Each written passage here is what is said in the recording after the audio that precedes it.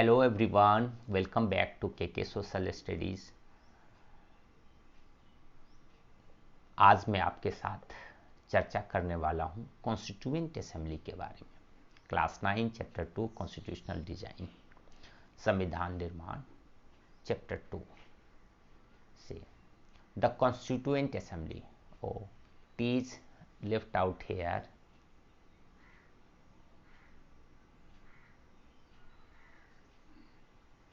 Okay, constituent assembly.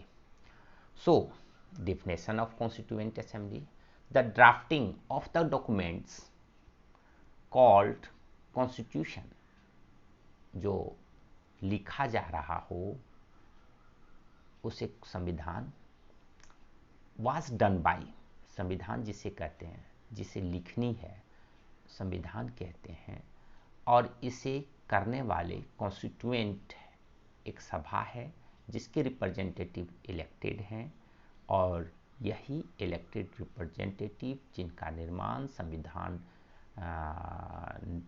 जिनका formation संविधान निर्माण के लिए हुआ है, कॉन्स्टिट्यूएंट असेंबली, संविधान सभा कही गई है। So election to the constituent assembly were held in July 1946 after the approval of cabinet mission. Cabinet mission के अप्रूवल के बाद जो है under the provision of cabinet mission, cabinet mission के प्रोविजन के बाद कॉन्स्टिट्यूएंट असेंबली का फॉर्मेशन होता है और इसका इलेक्शन होता है जुलाई 1946 को। So first meeting of constituent assembly 9 December 9, 1946, and at that time temporary president was Dr. Sachidanand Sinha.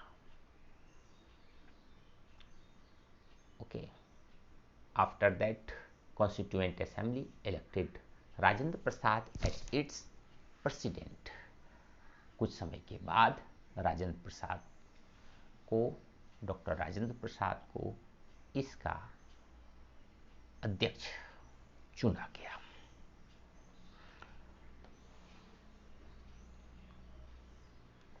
My dear friends, fact you must know, कुछ इनसाइड फैक्ट है जिसे आपको जानना बहुत जरूरी है। 20 फरवरी 1947 हाउस ऑफ कॉमन्स, ब्रिटेन में 2 हाउस पार्लियामेंट है, तो एक हाउस ऑफ कॉमन जो है, British would quit India after transferring power to the representative, to the responsible hand, not later than 3rd June 1948। House of Commons में कहा गया, पास कर दिया गया कि 3 जून 1948 के पहले रिस्पॉन्सिबल हैंड में पावर को ट्रांसफर कर दी जाएगी। At that time Britain prime minister was Clement Attlee, he belongs to Labour Party. पहली बार वहाँ जो है प्राइम मिनिस्टर क्लेमेंट एटली बने, जो लेबर पार्टी से थे, और हमारे यहाँ लॉर्ड माउंटबेटन वारसाई थे। So lord Mountbatten give a plan, Mountbatten plan. 3 June 1947 British government propose a plan for partitions के लिए प्रपोज किया उन्होंने plan. Independence of India act July 1947, 8 class में आपने इसके बारे में विस्तार से पढ़ी है, फिर वंस अगेन मैं बता देता हूँ कि यहाँ 2 स्टेटों का फॉर्मेशन की बात कही गई, जिसमें एक इंडिया बनेगा और एक पाकिस्तान बनेगा, और प्रिंसली स्टेट्स को राइट था कि वो किसी भी स्टेट में ज्वाइन कर सकते हैं, दोनों में से, या तो इधर वो इंडिया में ज्वाइन करे और नहीं तो पाकिस्तान में ज्वाइन करे, नहीं तो इंडिपेंडेंस रह सकते हैं। प्रिंसली स्टेट कौन होते थे? वही स्टेट्स जो सब्सिडरी अलायंस को फॉलो करते थे। सब्सिडरी अलायंस के फाउंडर लॉर्ड वेलेजली। ओके, तो ये सारी बातें थी। और जो पाकिस्तान स्टेट बनेगा उसमें इंक्लूड होगा कौन सा? West Punjab, East Bengal, North West Frontier जैसे बलूचिस्तान और सिंध, ये सब को मिला करके एक पाकिस्तान राष्ट्र बनेगा। ये इंडिपेंडेंस ऑफ इंडिया एक्ट 1947 में ये सारी बातें कही गई। Soon after, the country was divided into two parts, India and Pakistan. दो भागों में भारत बट गया। So earlier the member of Constituent Assembly had 389 members in all. Division के पहले 389 मेंबर थे, mostly elected by the provincial assemblies and some nominated by the princely states. कुछ तो princely states के द्वारा नॉमिनेटेड थे और कुछ जो प्रोविंशियल असेंबली उस वक्त ब्रिटिश जमाने में काम करती थी वहाँ से इलेक्ट किए गए। ठीक है, आफ्टर डिवीजन मेंबर भी रिड्यूस हुआ to 99 member of Constituent Assembly that wrote the Indian Constitution।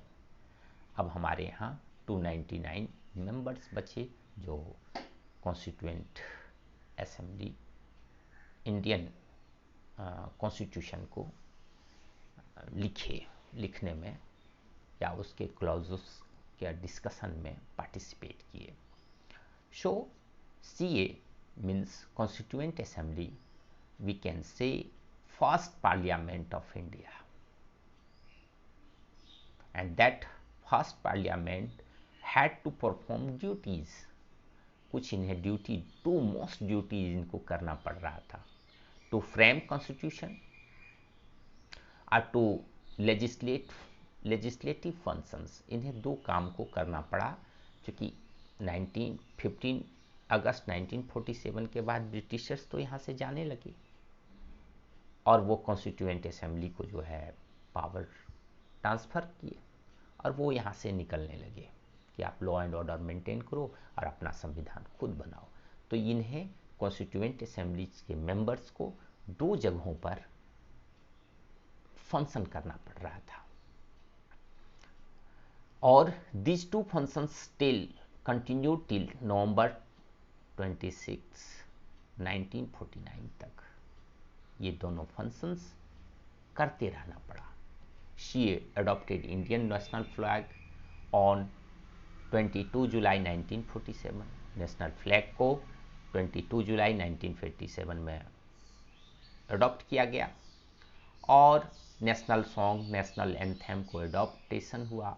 इनका एडॉप्टेशन 24 जनवरी 1950 को और 24 जनवरी 1950 को डॉक्टर राजेंद्र प्रसाद को इलेक्ट किया गया फर्स्ट प्रेसिडेंट ऑफ इंडिया। एक इंटरेस्टिंग बात और है बच्चों जो आपको जानना चाहिए। जैसे elephant was adopted as the symbol of the constituent assembly. Elephant, इतने बड़े देश का निर्माण हो रहा था संविधान का, तो इसका सिंबल एलिफेंट चुना गया। Constituent makers had gone through the constitution of 60 countries।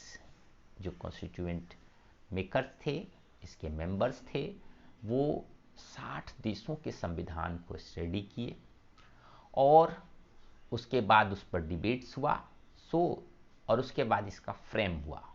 तो ये take too much time, 2 years 11 months 18 days to prepare the constitution. संविधान निर्माण में इतने वर्ष का समय लगा। अब आपको ज्ञात होगा कि खर्च क्या आया। 60 लाख रुपीस उस जमाना में खर्च हुई। ठीक है,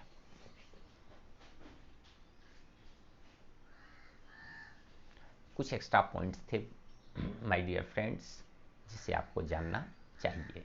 okay, the constituent the assembly adopted the constitution on 26 November 1949, but it came into effect 26 January 1950. That day we celebrate as a Republic Day every year. गणतंत्र दिवस के रूप में हम इसे मनाते हैं। ये 2 मंथ का जो डिले क्यों हुआ, आपके मन में एक क्वेश्चन आएगी, तो इसके लिए थोड़ा सा बैक जाना होगा। फ्रीडम स्ट्रगल में लाहौर सेशन 1929 में इसके अध्यक्ष जो जवाहरलाल नेहरू थे, और उस वक्त ये डिसाइड किया गया था कि जनवरी 26 1930 से कंप्लीट फ्रीडम जो है लक्ष्य होगा हमारे फ्रीडम स्ट्रगल का, और हम लोग कंप्लीट फ्रीडम डे मनाएंगे, इंडिपेंडेंस डे मनाएंगे 26 जनवरी 19 से। हर एक साल कांग्रेस के सेशन में डिसाइडेड हुआ था। तो जब 26 नवंबर 1949 को बनकर के ये फ्रेम अडॉप्ट हुआ, तो कहा कि इसको इफेक्ट में लाते हैं 26 जनवरी को, ताकि इसको हिस्टोरिकल टच दिया जा सके, और उस दिन से हम लोग आज सभी रिपब्लिक डे मनाते हैं। Okay, so why should we accepted the constitution made by this assembly more than 70 years ago? Yeah, 50 years ago. So there was so many reasons. No political parties or social group even questions the legitimacy of the constitution. किसी ने इसकी वैधता पर कोई सवाल नहीं उठाई है, ना कोई पॉलिटिकल पार्टीज, ना social group. Constituent assembly represented the people of India. वास्तव में यह बात 100% सही है कि ये रिप्रेजेंट कर रहा था peoples of India. Our constitution was made by different types of peoples, so everyone need was taken care of. हर एक का जरूरत का ध्यान रखा गया, क्योंकि इसके जो मेंबर्स थे वो डिफरेंट पार्ट से इलेक्ट होके आए थे, डिफरेंट लैंग्वेजेस के थे, डिफरेंट कास्ट के थे, डिफरेंट रिलीजन के थे, डिफरेंट कल्चर्स के थे, और उन सबों की बात को कंसीडर्ड की गई। अगर हम चुनाव भी कराते तो इसी टाइप का कॉन्स्टिट्यूएंट असेंबली का फॉर्मेशन होता।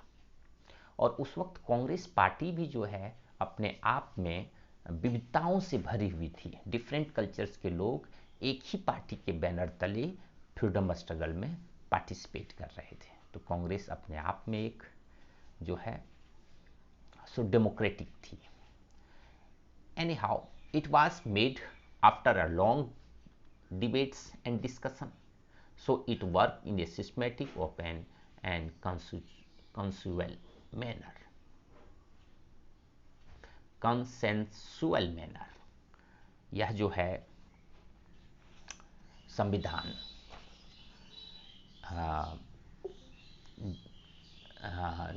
संविधान जो है काफ़ी लंबे व्याख्याओं के बाद बना और डिबेट्स हुई।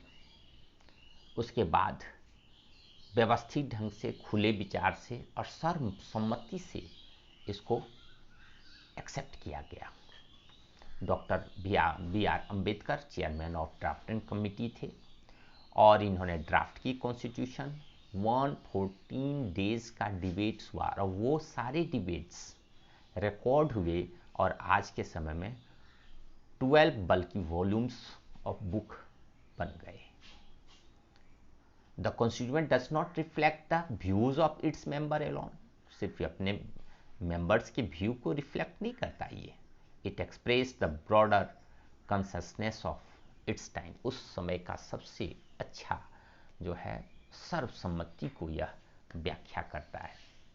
सो assignment question for you children, how was the constituent assembly framed? And one question is here for your assignment: why should we accepted the constitution made by this assembly more than 50 years ago? So 2 questions you have to solve. I hope this video help you a lot to understand constituent assembly. Thank you for listening and watching my videos.